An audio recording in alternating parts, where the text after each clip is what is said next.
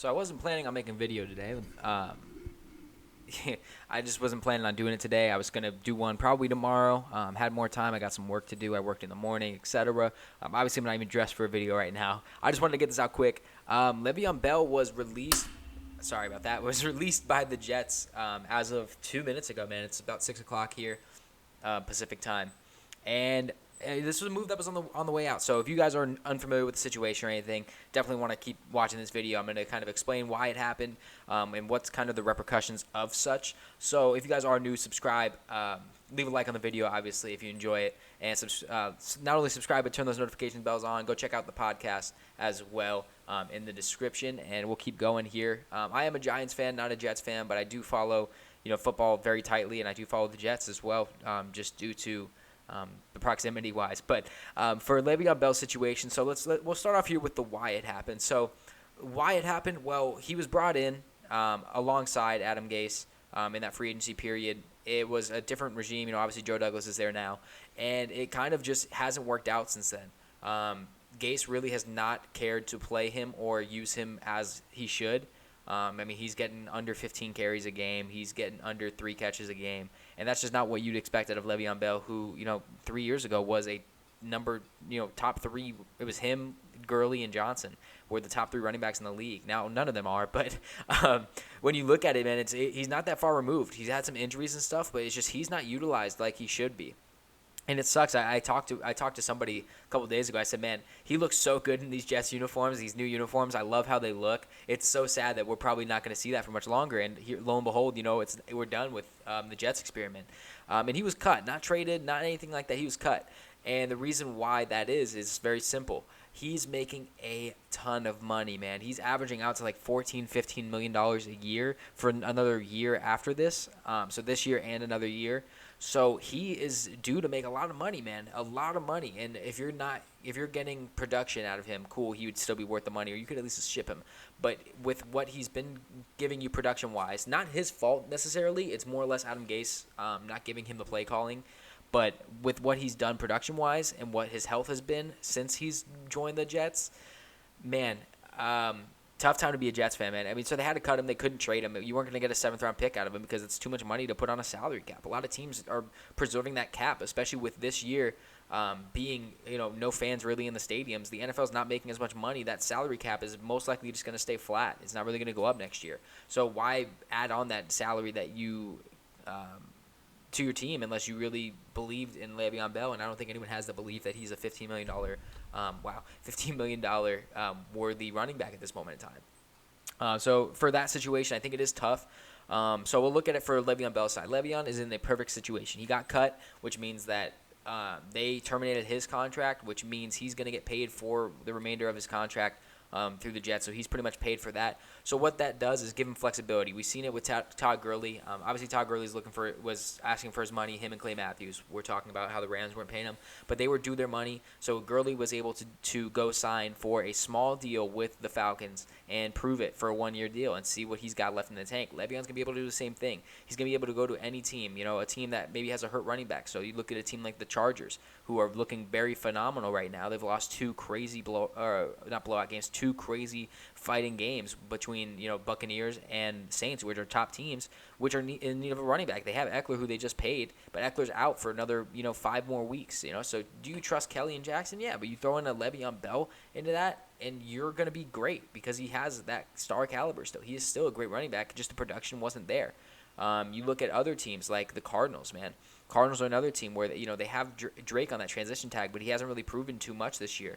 So you get a guy like a Le'Veon Bell to kind of give him that competition. It either blossoms Drake more, or maybe Bell does more, or maybe utilizing both of them for this 1 year and going a separate direction next year is another thing.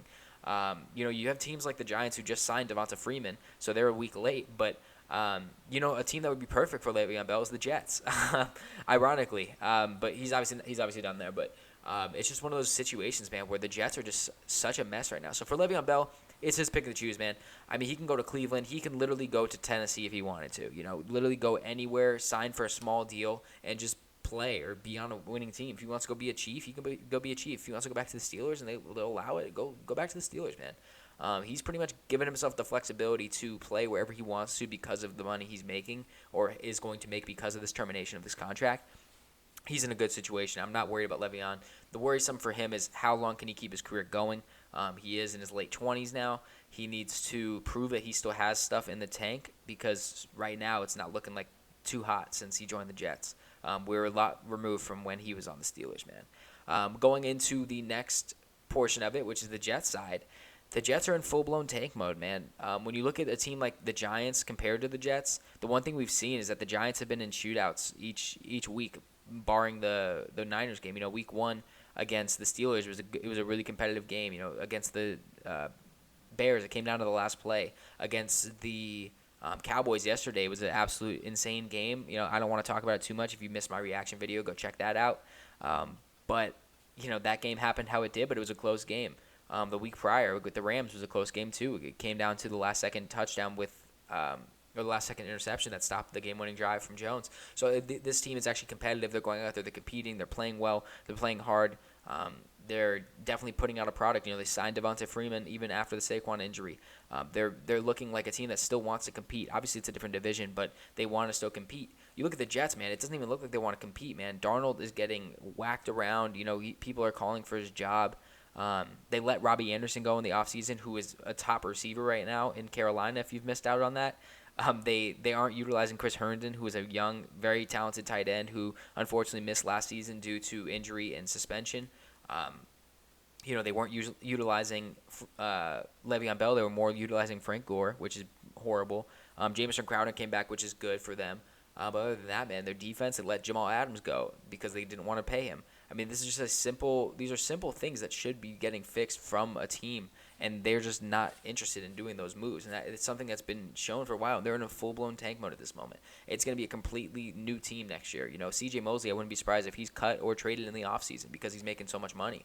This is a team that, a couple years ago when they signed Le'Veon, when they signed Mosley, when they signed Barr, obviously Barr backed out of the deal, but they looked like they were going to be this team that was going to take over the AFC East once Tom Brady left, and it was just so mismanaged, man. Gase is horrible. Everyone knows this. The fact that he still has a job is insane. Everyone else can talk about it too, but it's just he is such a bad coach. He is such a bad motivator. His teammate, it seems like players don't like playing for him. Le'Veon didn't like playing for him. Jamal didn't like playing for him. You go back to the Dolphins days, Devontae Parker didn't like playing for him.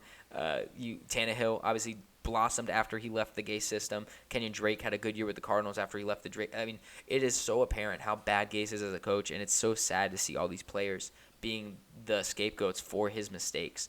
And it's sad because Joe Douglas is probably going to die on that hill with him, man. This is not going to work out. The Jets are not going to work out. They might be tanking this year just to get rid of Gase at the end of the year. The reason they're keeping Gase is to clear house, maybe. I mean, that might be a cool plan for them. But other than that, man, it's just such a bad job for the Jets, letting Jamal Adams, Le'Veon Bell, Robbie Anderson, all these guys walk. And it's so sad to see. This team deserves better. This fan base deserves better. The Jets faithful are, a very intense group of fans. They definitely are very passionate about their team. So it definitely does suck for them. Like I said, I think Le'Veon's got a good future ahead of him here. I think that this honestly freed him up to do more with his career and not die on this Jets team. And for the Jets, they're in full-blown rebuild mode. They're in full-blown, blow this thing up and let's restart. So we'll see what they can do. But right now, the best thing about the Jets is their jerseys, man. That's really what I'm saying. Mekhi Becton looks good. Other than that, man, this team is just not in a place where it should be, and it's sad to see, man. It really is. So, I mean, if you did enjoy this video, if you liked this breakdown of the Le'Veon situation, the Jets situation, leave a like on it if you did.